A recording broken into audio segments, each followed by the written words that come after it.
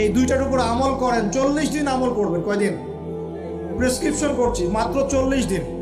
যদি 40 দিন আমল করার পরে যুব সমাজ এখান থেকে বের না হতে পারে, তারপরে আমার সাথে যোগাযোগ করেন, আমার কথা বলেন যে ভাই আপনার কথা কাজ হয় নাই, এটা বলে দেখেন। লক্ষ লক্ষ যুবকের জীবন এভাবে চেঞ্জ হয়েছে, লক্ষ লক্ষ, একটা দুইটা না। ইনশাল্লাহ আপনারটাও হবে ইনশাল্লাহ।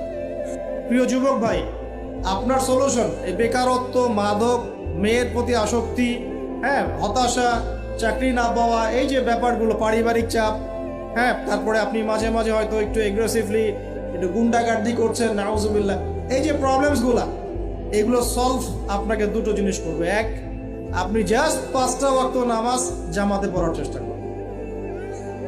একটা 5 ওয়াক্ত মানে 5 ওয়াক্তই, মানে আপনাকে ফজরে উঠতে হবে, এশার নামাজও পড়তে হবে। ফজরে উঠতে হলে যদি আপনাকে সারা রাত জেগে থাকতে হয় তাহলে জেগে থাকবেন, যদি আর্লি ঘুমাতে হয় তাহলে আর্লি ঘুমাবেন। দুইটা সলিউশন। মানে এখন তো অনেকেই রাত চলে যায় 3টা, 3:30, 4টা পর্যন্ত জেগে থাকে, কারণ এখন তো দিন রাত হয়ে গেছে, রাত দিন হয়ে গেছে, তাই না? এটা ক্ষেত্র বিশেষে জায়েজ হতে পারে, কিন্তু সবসময় এটা করা যাবে না।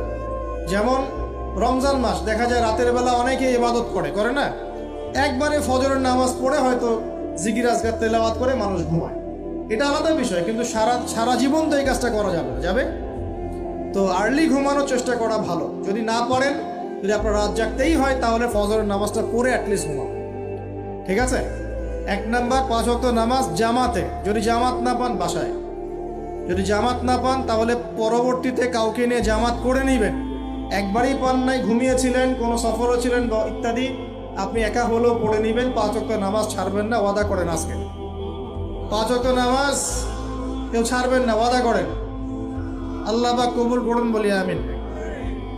এই নামাজ, ইন্না সালাতা তানহা আনিল ফাহশাই ওয়াল মুনকার, আল্লাহ পাক নিজে বলেছেন এই নামাজ সমস্ত পাপের কাছ থেকে তোমাকে দূরে রাখবে ইনশাআল্লাহ। আর একটা কথা মনে রাখবেন, যে এই নবীর শান শওকত নিয়ে আমরা আলোচনা করেছি এবং করতে যাচ্ছি।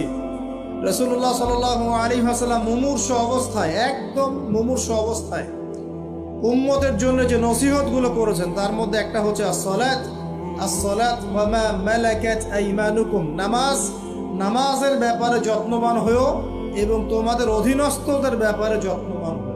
এই দুটা কথা। শেষ ওয়ার্ড মানুষ কি বলতে পারে? আপনার বাবা যখন ইন্তেকাল করেছেন, হয়তো শেষ কথা বলেছেন, তোর মাকে দেখিস, ঠিক আছে, তোর বোনদেরকে দেখিস, বাবা আমার এই বিষয়গুলো আমি ছেড়ে গেলাম, তুই দেখিস।